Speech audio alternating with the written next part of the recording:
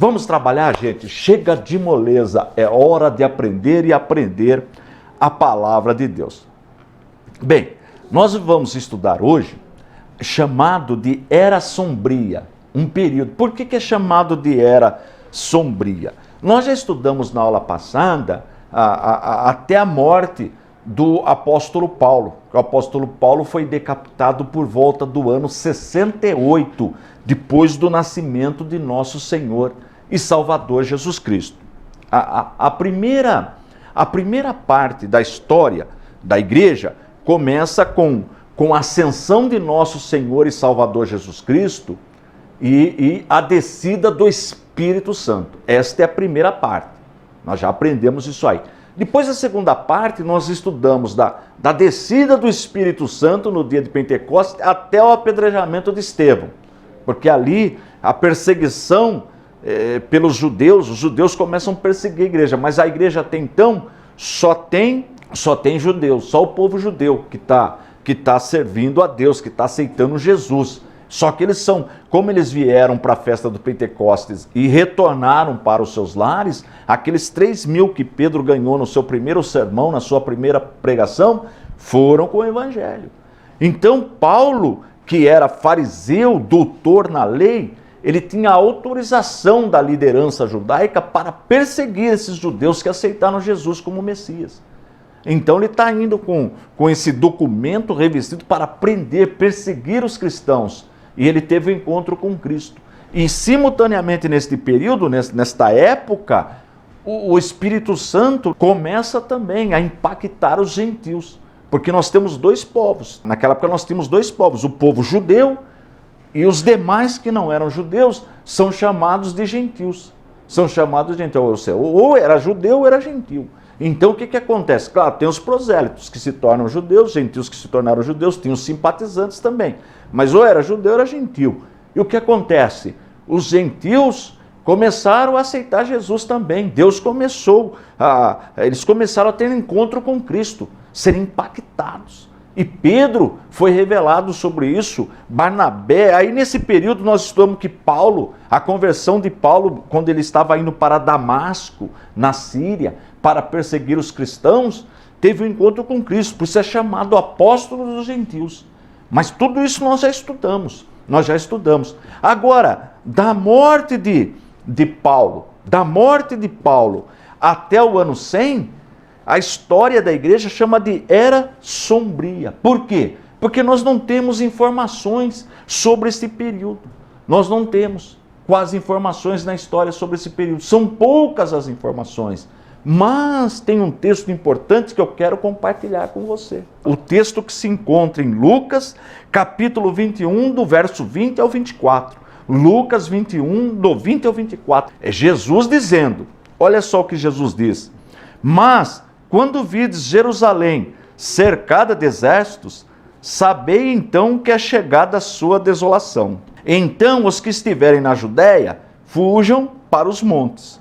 Os que estiverem no meio da cidade, saiam. E os que estiverem nos campos, não entrem nela. Porque dias de vingança são estes, para que se cumpram todas as coisas que estão escritas. Mas ai das grávidas e das criarem naqueles dias, porque haverá grande aperto na terra e ira sobre este povo. E cairão ao fio da espada, e para todas as nações serão levados cativos, e Jerusalém será pisada pelos gentios, até que os tempos dos gentios se completem. Olha que palavra Jesus está falando, que profecia poderosa. Nós vamos entender isso aí. Quando chegou no ano 70, depois de Cristo, depois da ascensão de Jesus, teve a sua ascensão no ano 33, mais ou menos 33, a igreja já nasceu, 33, com 37 vai dar 70. Então no ano 70, depois do nascimento do Senhor, Jerusalém foi sitiada, foi cercada, a cidade foi cercada.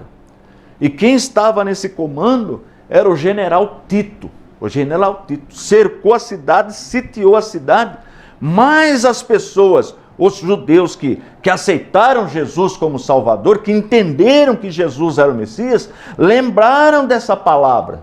Lembraram dessa palavra. Os crentes lembraram dessa palavra. Aqueles que tiveram encontro com Cristo, os gentios, todos aqueles que já tiveram encontro com Cristo, e alguns judeus também que aceitaram Jesus, olha, fugiram, falaram, olha, essa palavra foi a que Jesus falou, vamos fugir. Quem estava fora da cidade não retornou, ficaram fora, crendo na palavra do Senhor. Mas os que não creram em Jesus, aquele povo judeu os que não aceitaram Jesus, que não creram na palavra, ficaram na cidade para enfrentar o exército romano. Aí Tito sitiou a cidade, cercou a cidade, invadiu a cidade, tomou a cidade, destruiu a cidade, matou muita gente, exatamente como está no texto, e levou como escravos. Diz a história que o Coliseu em Roma foi construído por mão de obra escrava, judia. Judeus que foram espalhados pelo mundo, é o que se cumpriu ao pé da letra o que Jesus falou. Ele sitiou, destruiu o templo.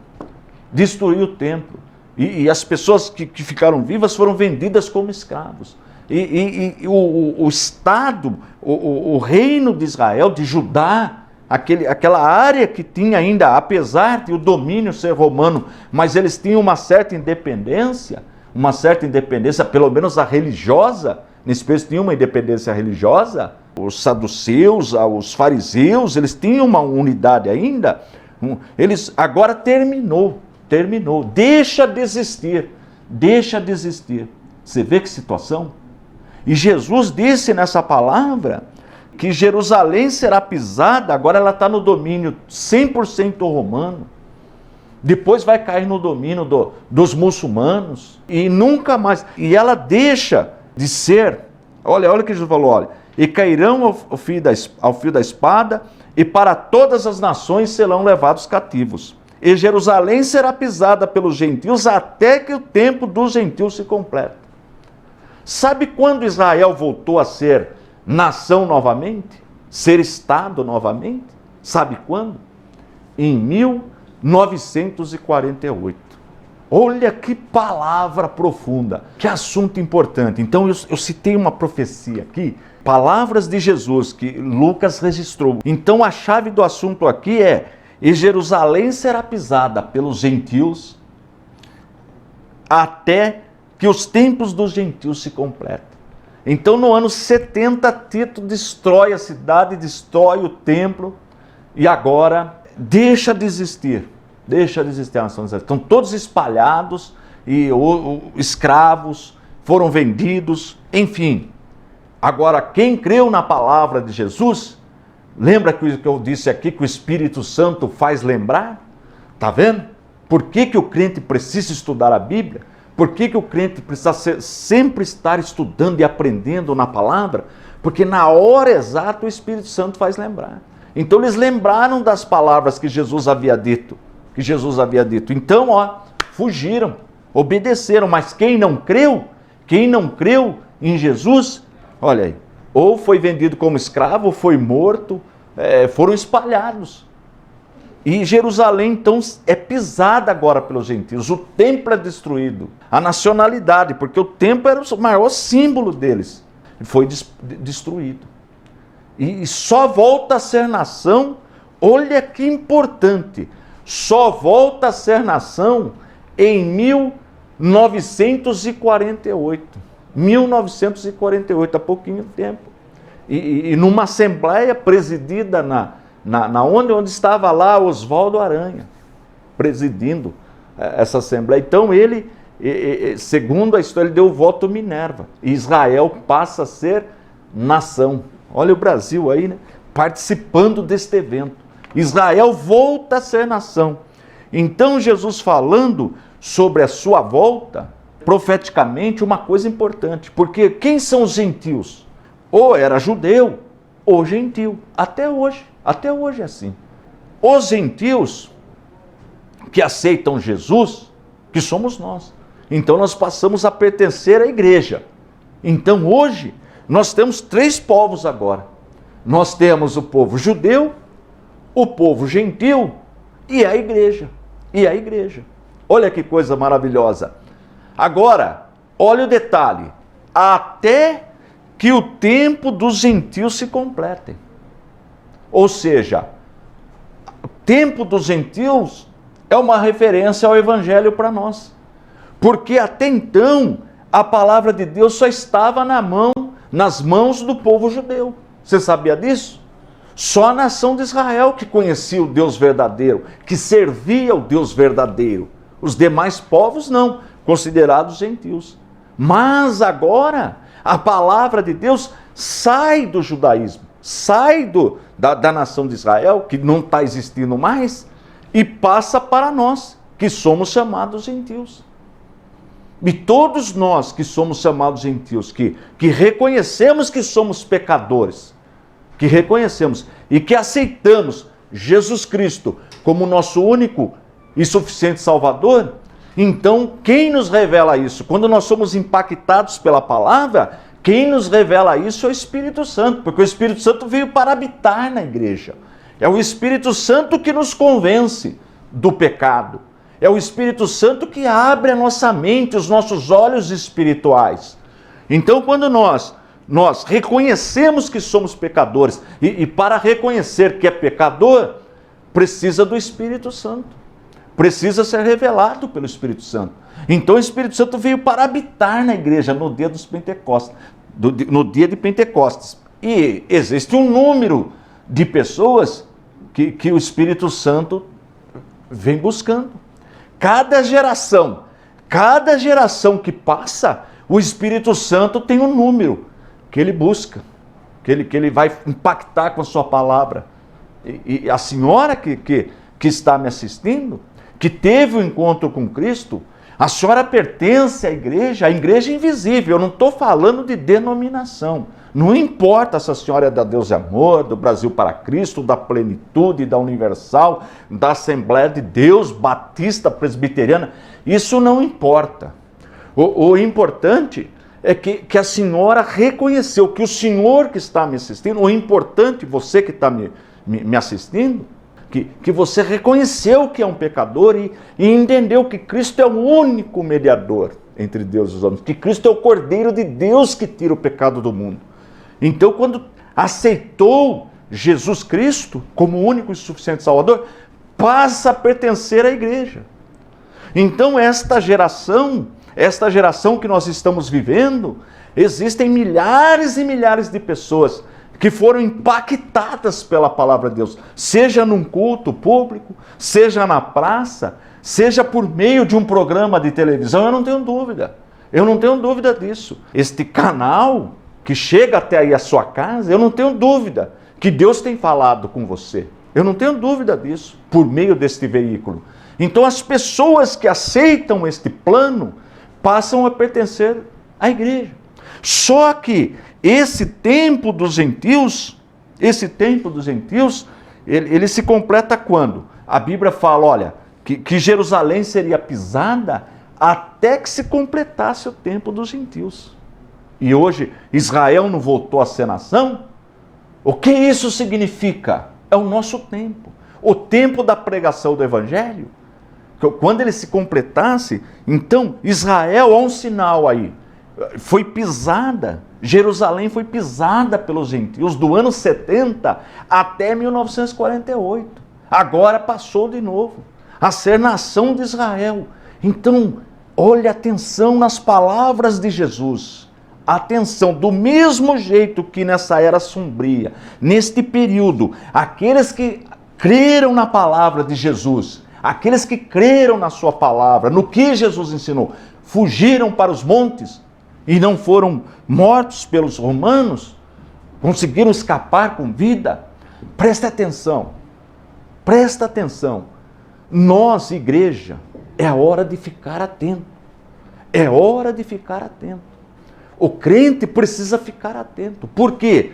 Esse texto mostra claramente que a volta de Jesus para retirar o seu povo da terra, a igreja, ela está próxima.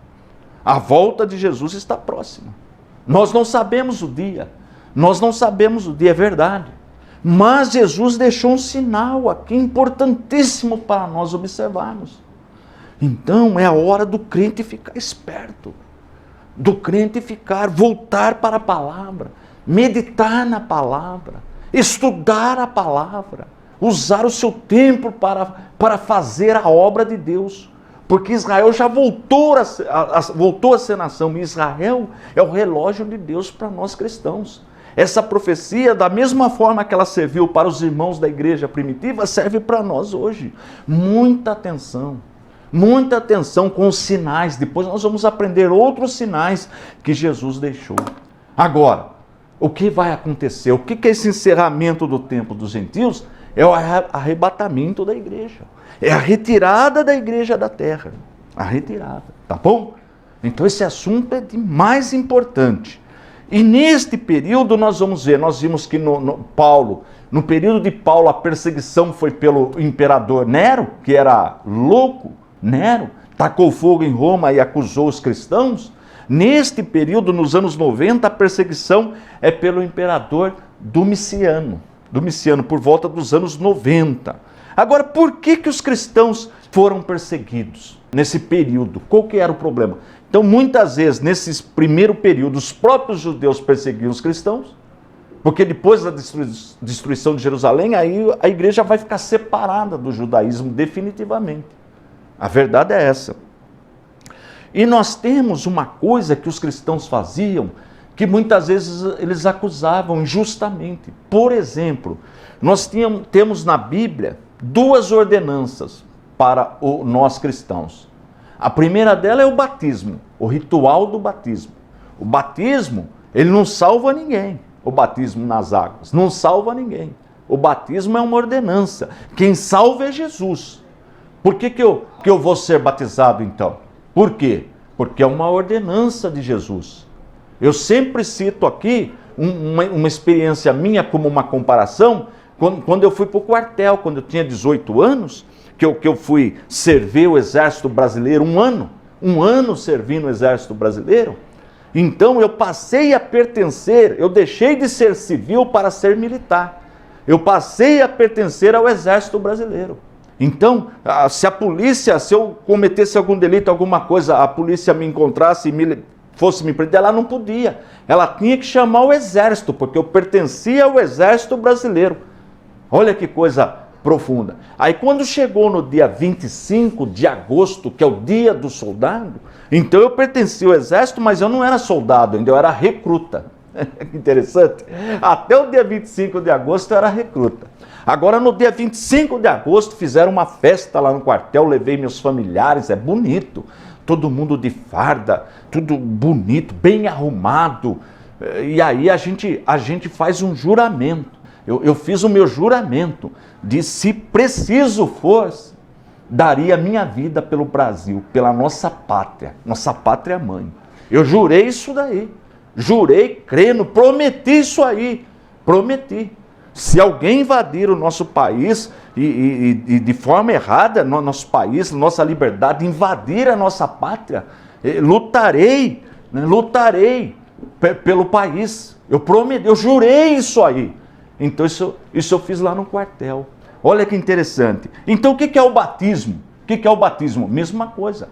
Quando você teve um encontro com Cristo, quando você reconheceu que é pecador e aceitou Jesus como seu único e suficiente Salvador, quando o Espírito Santo te esclareceu isso, seus olhos espirituais se abriram, então esta é obra do Espírito Santo, então você passa a ter o Espírito Santo, você torna-se por adoção filho de Deus. Olha que coisa maravilhosa, você já é filho de Deus, ainda que você não saiba nada da fé cristã, mas você já é filho de Deus. Sabia disso? Mas daí você começa a caminhar com Cristo. Você começa a ler a palavra de Deus. Você está sintonizado agora, está aprendendo a palavra de Deus. Então você vai crescendo. Crescendo na igreja que você está congregando. Aí, lá vai ter o batismo. Aí vão te explicar o que é o batismo. Normalmente, tem uma palestra antes do batismo. O líder chama os membros, aqueles que estão ali, olha, vamos conversar aqui né? Você que gosta, o batismo significa assim, assim, assim, explica tudo. Aí você entende o que é batismo de forma consciente, você entendeu, como eu lá no quartel. Aí você fala, não, agora eu quero servir esse Jesus maravilhoso. Eu decidi que realmente eu quero ser fiel a Jesus até o fim da minha vida aqui na terra. Você entendeu o que é ser cristão? Você daria a sua vida por Cristo Jesus? Daria. Você jamais negaria Cristo Jesus? Não negaria. Confessaria, confesso Jesus perante todas as pessoas. Por isso que o batismo é um ato público. Todos podem ir ver e assistir e ver, sem problema algum. Então aí você é batizado. Então agora você decidiu. Então isso é o batismo, tá? Você já era salvo. A senhora já era salva. Mas agora a senhora faz questão de confessar publicamente, porque Jesus ordenou isso. E a segunda ordenança? A ceia do Senhor. Só que, neste período, que eu perguntei por que o cristão era perseguido, um dos motivos era em função da ceia do Senhor. Por quê? A religião era proibida, ser cristão era proibido. Então imagina, eles tinham que celebrar a ceia, comemorar a ceia. Mas como vão fazer isso se é proibido?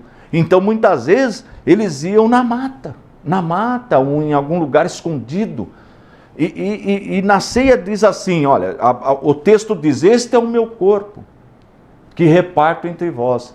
Este é o meu sangue. Então, as pessoas injustamente chegavam até a acusar o cristão de canibal. Falou, olha, eles fazem uma reunião secreta aí, ó, escondida, e lá eles dizem que come a carne de um tal de Jesus, o sangue de um tal de Jesus. Acusava o cristão de beber sangue de gente, porque não entendiam que era só um ritual, ou se entendiam, faziam isso só para acusar os cristãos. Esse era um motivo. Mas só esse não, tem outros motivos que levaram à perseguição da igreja, à perseguição. E nós vamos tratar disso um por um, mas só que não é hoje não, na próxima aula, tá bom? Então, só que, olha, eu vou pedir um favor para você, não sai daí não, que eu tenho informações para você, tá bom? Não sai daí não.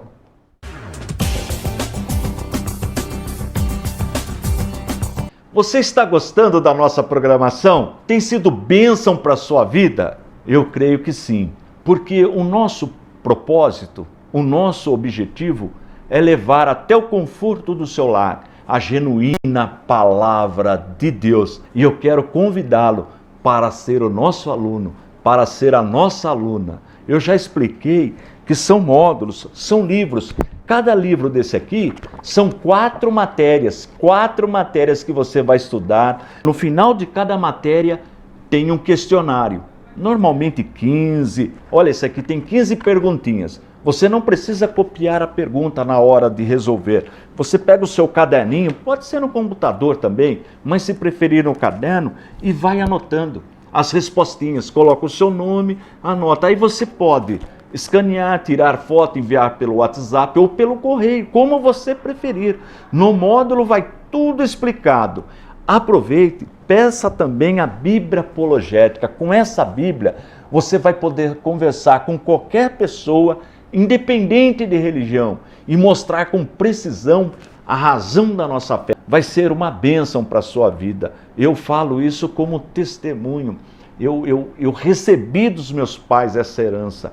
Quantas vezes eu chegava em casa, meu pai saía do trabalho, a minha mãe também trabalhava, chegava em casa e eles estavam estudando, preparando, estudando a Bíblia, estudando. Na época eles frequentam até hoje escola dominical, estudando a revistinha, sempre dedicados à palavra. Então nós somos em 7 irmãos, todos estudam, todos fizeram curso superior, só de ver os pais estudando. Olha que bênção. Eu fiz a mesma coisa com os meus filhos. Sempre me viram estudando, e todos eles, a minha esposa também, sempre estudando. Os meus filhos, todos estudaram. Nunca tive problema. Eles gostam de estudar, porque acham, meu pai faz isso, quando sai do trabalho, minha mãe trabalha o dia inteiro, sempre está dando uma estudadinha, então isso deve ser gostoso. O que a senhora faz quando a senhora termina os seus afazeres, o seu trabalho? E o senhor quando chega em casa? O que é comum o teu filho ver você fazer? Infelizmente, muitas pessoas, os filhos não estão vendo bons exemplos, não estão vendo. Mas eu garanto para você que se você der esse exemplo para o teu filho, já pensou que gostoso, a senhora que está me assistindo? De repente chega o seu neto na sua casa e a senhora está lá, a vovó está estudando teologia.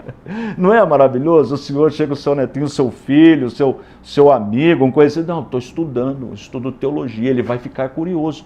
Poxa, isso deve ser gostoso. Se meu amigo está fazendo isso, se meu pai está fazendo, se o meu avô está fazendo, deve ser bom. Sabe o que Jesus ensinou? A boca fala daquilo que o coração está cheio. Sabia disso? A boca fala daquilo que o coração está cheio. Eu estava assistindo um programa na televisão outro dia que chamava assim, Você é o que você come. Eles pegavam pessoas obesas e pegava tudo que a pessoa comeu numa semana e colocava em cima da mesa. A pessoa falava, olha, eu comi isso, eles iam lá, compravam e punham tudo em cima da mesa. Dava pavor de ver. Eu fiquei até assustado. Quanta coisa que não presta a pessoa come. Coisa gordurosa, coisa que só faz mal para a saúde. Aí eles vão mudar a alimentação da pessoa. A pessoa vai passar a comer fruta, legumes, suco, só coisa boa. Aí a pessoa perde peso e começa a ter saúde. Então o nome do programa, Você é o que você come. Agora vamos levar isso para o mundo espiritual? O que você está comendo? O que você está comendo? Está estudando a palavra de Deus? A boca fala daquilo que o coração está cheio.